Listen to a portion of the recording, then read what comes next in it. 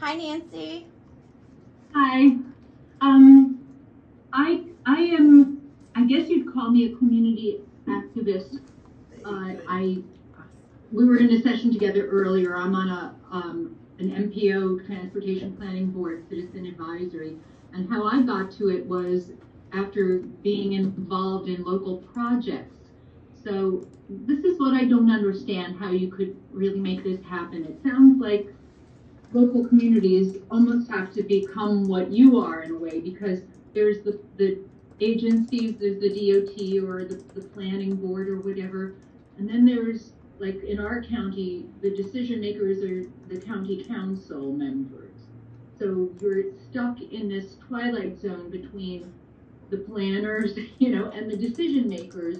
And we also have some very powerful, like developer funded astroturfs who, under the guise of the greater good and speaking for the whole, when they only really speak for a small segment, they've pushed out the engagement capabilities of the communities. So, for an area that doesn't have an entity like you, how do you suggest we mobilize ourselves short of taking legal action if we really oppose something? Wow. Jim, I'd like Jim to tackle this. Nancy, that's a great question, and well put in terms of pointing out its inadequacy. We have a strong mayoral form of government here, and then the city council is the purse strings, and it's a constant struggle between our mayor and the city council to allow the mayor to be a mayor. And it's more about a tug of war of who's in charge. And yet the community is in charge, or they are there to represent the community. That's how they get elected. But for some reason that only comes up every 4 years.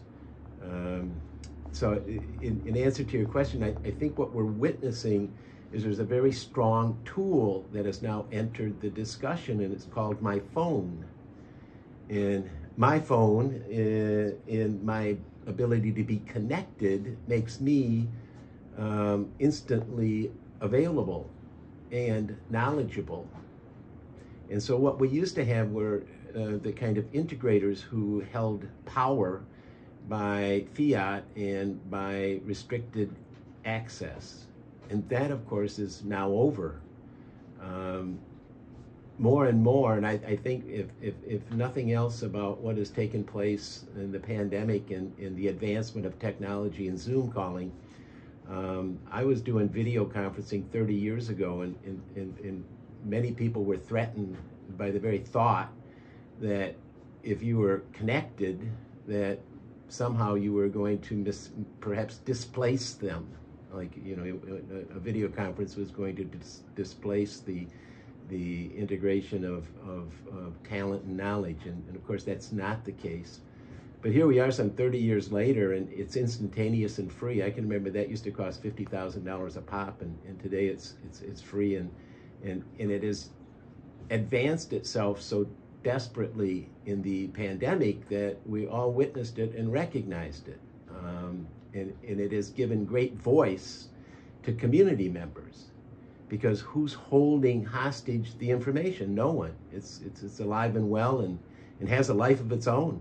And that's a very different dynamic than what we've been witnessing in governance over the last 2, 3, 4 decades. I think that possibility will not be denied.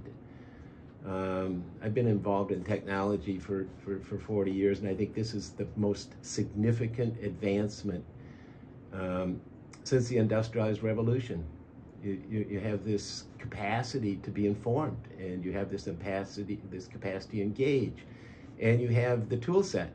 And by the way, I'm a technologist, but I still don't have a cell phone.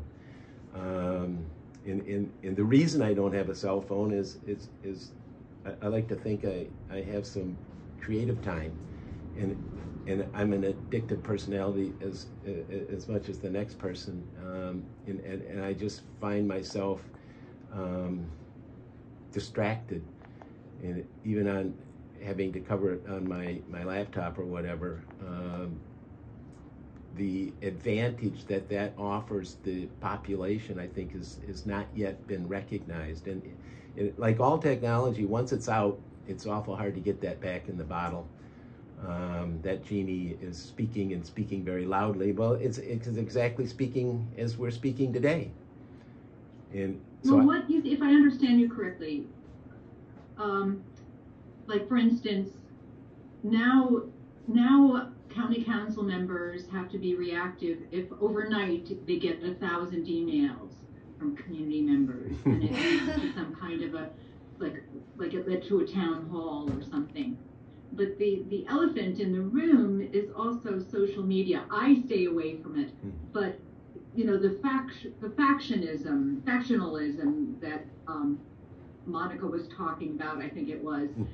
It's a poison, and people attack each other from opposing views. So in one way this is good, and in other ways it's gotten very ugly and dangerous and kind of fake news-ish. And yeah, that's an interesting point, that technology and communications has really changed things.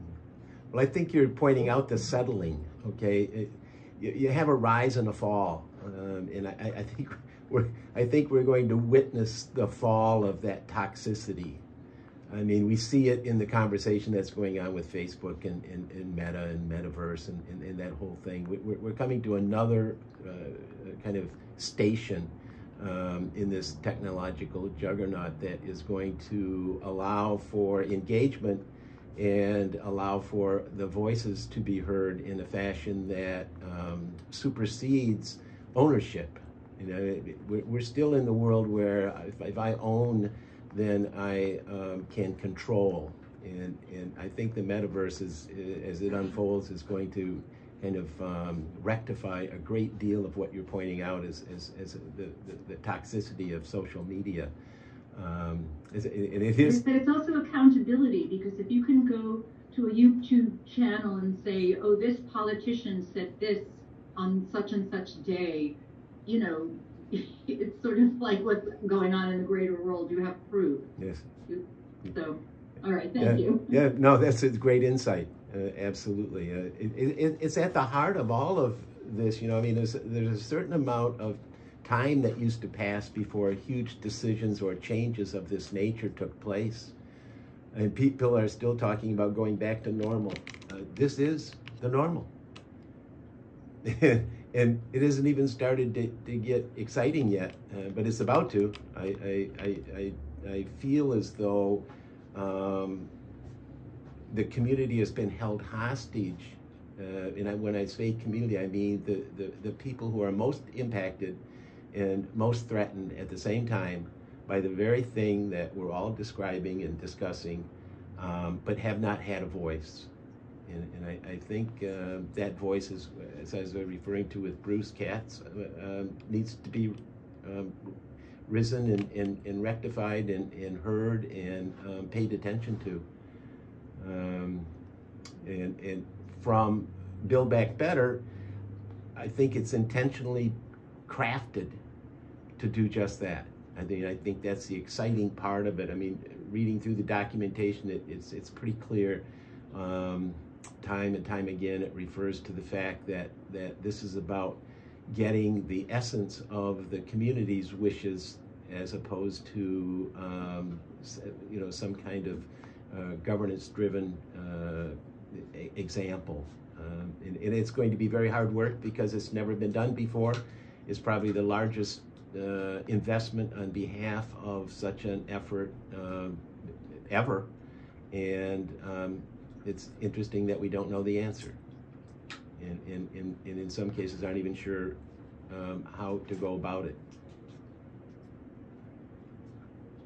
So other thoughts?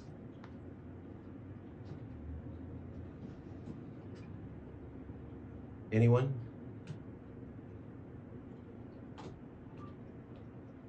Monica, what else? 7 more minutes. 7 more minutes. What else did you have on your agenda?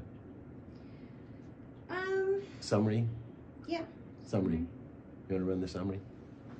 Yeah. Yeah.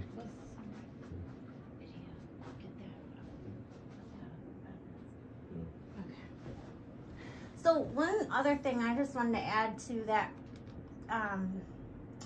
conversation, Nancy, is you might be interested in the Tristan Harris and the Center for Humane Technology. I always find a lot of parallels there with the work that we're doing. As Jim kind of hinted at, he's got a long history in digital kind of digital innovation, and RGB Studios was founded here in 1987 here in Pontiac. But the Center for Humane Technology, they talk a lot about just how do we engage using these platforms in more humane ways. And one thing I've found so interesting in running pilot programs with kids is how excited they get by being asked a question about a vision that they're having, or just to mentally bring forth something that's inside of them. And it's a very human process, vision and game plan, and just having these kind of, and it doesn't have to be this in particular, but this has been kind of iterated over time, of what how do you bring more human-centered design into organizations that have been kind of rigid and top-down, and get that kind of bottom-up innovation that everybody's working toward, and maybe what Pete's suggesting when he says help America win the 21st century. Just what's going to get us to we're also in auto land, and so the movement of factories away, and that sort, we think so much about digital from that perspective, and automation and those kind of things of how do you get more entrepreneurship and innovation running through the system here. I don't know if it's the same in your neck of the woods, but yes, you can. Ask what? Closing thoughts. Any closing thoughts here? We got about 4 minutes.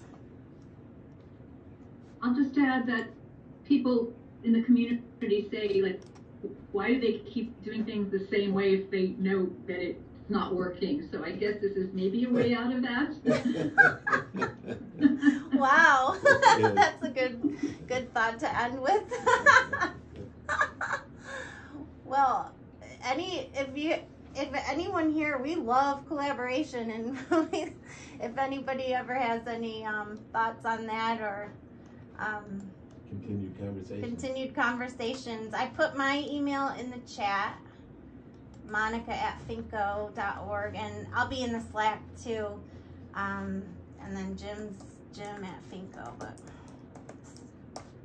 in there. So yeah, that's I'm really happy that everyone participated, and you have access to this board. So if you want to play around and leave us some notes, copy and paste, go ahead.